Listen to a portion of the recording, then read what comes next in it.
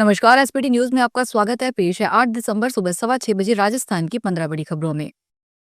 Film maker Vikram Bhatt को मुंबई और Rajasthan police ने रविवार को अरेस्ट किया है। उन पर उदयपुर के एक व्यापारी से 30 करोड़ रुपए की धोखाधड़ी का आरोप है। पुलिस टीम ने मुंबई की यारी रोड इलाके के गंगा भवन अपार्टमेंट से उन्हें पकड़ाकर यह घर उनकी साली का है। अब राजस्थान पुलिस उनके अपने साथ उदयपुर ले जाने के लिए बांद्रा कोर्ट में ट्रांजिट रिमांड के लिए अप्लाई करेगी। राजस्थान के इंदिरा ग्रुप ऑफ कंपनीज के मालिक डॉक्टर अजय मुंडिया ने 17 नवंबर को विक्रम भट्ट समेत 8 लोगों के खिलाफ 30 करोड़ की धोखाधड़ी की एफआईआर दर्ज करवाई थी। राजस्थान के मुख्यमंत्री भजनलाल शर्मा ने रविवार को कहा कि जनता की आकांक्षाओं से बने संकल्प पत्र का क्रियान्वयन सुनिश्चित करते हुए राज्य सरकार प्रदेश का सर्वांगीण विकास कर रही है और 2 वर्ष के कार्यकाल में करीब 70% संकल्प पत्र के वादों को पूरा कर लिया गया है। शर्मा रविवार को जयपुर के कृषि अनुसंधान केंद्र दुर्गापुरा में भारतीय जनता पार्टी के सोशल मीडिया वॉरियर्स मीट 2025 को संबोधित कर रहे थे। उन्होंने कहा कि सूचना क्रांति के युग में सोशल मीडिया जनता के बीच पहुंचने का सशक्त और सुगम माध्यम है। सोशल मीडिया जन कल्याणकारी योजनाओं की पहुंच पात्र व्यक्तियों तक पारदर्शिता और जवाबदेहिता के साथ सुनिश्चित करने में अहम भूमिका निभा रहा है। उन्होंने कहा कि भाजपा के सोशल मीडिया वॉरियर्स के समर्पण और कर्मठता के कारण पार्टी को विधानसभा चुनाव में प्रचंड बहुमत प्राप्त करने में सहयोग मिला। जयपुर में 5 मंजिल के निर्माणाधीन होटल धराशायी कर दिया गया है। इसे गिराने से पहले बिल्डिंग की संरचना को कमजोर करने के लिए जेसीबी मशीनों से ड्रिलिंग की गई थी। होटल के मालिक जेडीए की कार्रवाई का विरोध करने पहुंचे। इस दौरान उनकी पुलिस अधिकारियों से बहस हो गई। उन्होंने बताया, पॉलिटिक्स पावर का इस्तेमाल किया गया है। एक भी लीगल टीम नहीं आई, हमारे आर्किटेक्ट से बात नहीं की। हमने नगर निगम से परमिशन ली है। इसके लिए 1,25,000 रुपए हमने निगम में जमा करवाया था। अब बिल्डिंग को अवैध बताकर तोड़ा गया है। प्रधानमंत्री मोदी ने रविवार को सशस्त्र सेना झंडा दिवस के अवसर पर सशस्त्र बलों के बहादुर पुरुषों और महिलाओं के प्रति अपनी गहरी कृतज्ञता व्यक्त की। उन्होंने सभी लोगों से सशस्त्र सेना झंडा दिवस कोष में योगदान देने की भी अपील की है। मोदी ने सशस्त्र सेना झंडा दिवस की बधाई देते हुए कहा कि सशस्त्र बलों के जवानों का अनुशासन, दृढ़ संकल्प और अदम्य साहस राष्ट्र की रक्षा करता है और देशवासियों को सशक्त बनाता है। उन्होंने कहा कि उनकी प्रतिबद्धता राष्ट्र के प्रति कर्तव्य, अनुशासन और समर्पण का उदाहरण है। श्री मोदी ने सभी से सशस्त्र बलों की वीरता और सेवा के सम्मान में सशस्त्र सेना झंडा दिवस कोष में योगदान देने का भी आग्रह किया। राजस्थान लोक सेवा आयोग की सहायक आचार्य परीक्षा 2025 आज रविवार से शुरू हुई। पहले दिन जीके का पेपर 7 संभाग मुख्यालयों पर हुआ। परीक्षा 298 केंद्रों पर हुई, जिनमें 203 सरकारी और 95 प्राइवेट संस्थान शामिल है। कुल 92,601 कैंडिडेट में से 44,326 उपस्थित हुए। ऐसे में उपस्थिति 47.87% रही। परीक्षा केंद्र पर 11 बजे के बाद किसी भी अभ्यर्थी को प्रवेश नहीं दिया गया। पहचान के लिए मूल आधार कार्ड या अन्य फोटो आईडी जैसे वोटर आईडी, पासपोर्ट या ड्राइविंग लाइसेंस से अभ्यर्थियों की पहचान सुनिश्चित की गई। जयपुर और दिल्ली से मेहंदीपुर बालाजी और आभानेरी के हेलीकॉप्टर राइड जल्द शुरू हो सकती है। इसके लिए पर्यटन मंत्रालय और जिला प्रशासन के सहयोग से बुक और हेलीकॉप्टर कंपनी ने दौसा जिले के प्रमुख धार्मिक और ऐतिहासिक स्थलों तक हेलीकॉप्टर सेवा की शुरुआत करेगी। इसका ट्रायल सोमवार को होगा, जिसकी तैयारियों को अंतिम रूप दे दिया गया है। जिप्सन कंपनी के फाउंडर मनीष सुनारी ने बताया कि यह परियोजना जिला प्रशासन और पर्यटन मंत्रालय के आग्रह पर शुरू की गई है। इस नई पहल के तहत श्रद्धालु अब दिल्ली, जयपुर और दिल्ली मुंबई एक्सप्रेसवे से सीधे मेहंदीपुर बालाजी, आभानेरी, झाजी रामपुरा और पपलाज माता मंदिर तक हवाई यात्रा कर सकेंगे। खाटू श्याम जी धाम से जुड़ी बहुप्रशिक्षित रिंगस खाटू श्याम जी नई रेल लाइन परियोजना तेजी से आगे बढ़ रही है। राजस्थान में रिंगस से खाटू श्याम जी तक 17.49 किलोमीटर लंबी रेल लाइन की तैयारियां जोर शोर से चल रही है, जिस पर 254 करोड़ रुपए की लागत आएगी। इस रेल लाइन के बन जाने पर खाटू श्याम जी के दर्शन को आने वाले श्रद्धालुओं और पर्यटकों को सीधा रेल संपर्क मिलेगा।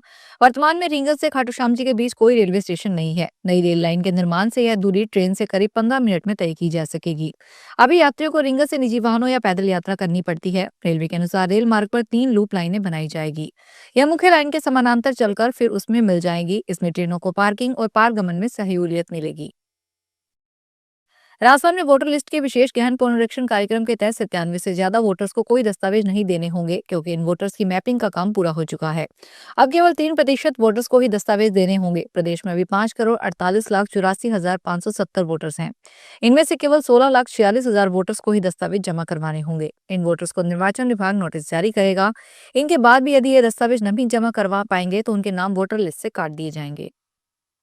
गुजरात एटीएस ने जोधपुर में एमडी ड्रग्स बनाने की एक लैब का भंडाफोड़ किया है। वांटेड आरोपी मोनू की तलाश में एटीएस की टीम ने रविवार को बालोतरा के सिरमिखिया गांव में छापा मारा, जहां डूंगर सिंह के मकान में छिपे मोनू, गोविंद सिंह सहित 5-6 लोगों को हिरासत में लिया गया।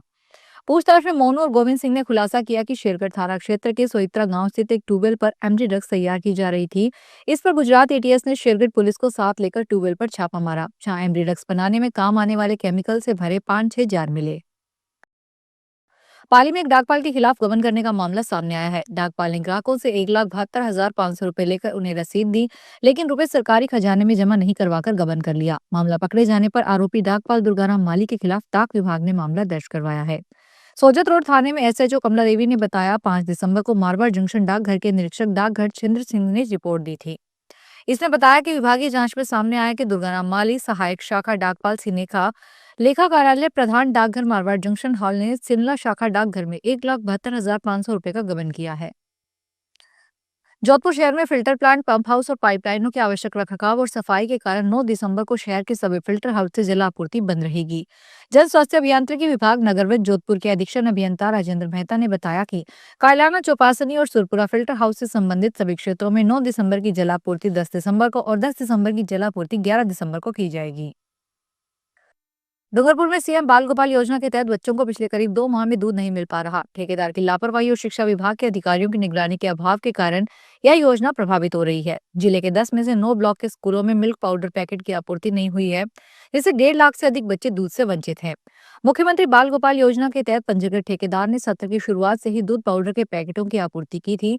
इसके बाद ठेकेदार ने अगस्त माह के बाद जिले के 10 ब्लॉकों में से केवल एक डूंगरपुर ब्लॉक में ही मिल्क पाउडर पैकेट की आपूर्ति की।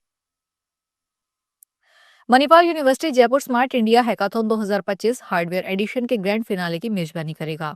8 से 12 दिसंबर तक आयोजित होने वाली प्रतियोगिता में देश भर के प्रतिभाशाली युवा इनोवेटर सामाजिक और औद्योगिक चुनौतियों के लिए हार्डवेयर आधारित प्रोटोटाइप डेवलप करेंगे। यह आयोजन प्रधानमंत्री नरेंद्र मोदी की परिकल्पना पर आधारित है। नवाचार, तकनीकी विकास और समस्या समाधान की संस्कृति को बढ़ावा देने के उद्देश्य से यह आयोजित किया जाएगा। इस वर्ष देश भर में 60 नोडल सेंटर बनाए गए हैं, जिनमें से 18 हार्डवेयर एडिशन है। एमयूजे को लगातार दूसरी बार हार्डवेयर संरक्षण की मेजबानी का अवसर मिला है। जोधपुर के डांगियाबाद थाना क्षेत्र के सालवा कला गांव में संयुक्त खातेदारी वाली भूमि को लेकर बड़ा फर्जीवाड़ा सामने आया है। आरोपी ने आधार कार्ड में नाम बदलकर न केवल अधिक जमीन पर कब्जा करने की कोशिश की, बल्कि उसी जाली पहचान के आधार पर रेलवे में सरकारी नौकरी भी हासिल कर ली। अब यह पूरा मामला पुलिस के घेरे में आ गया है।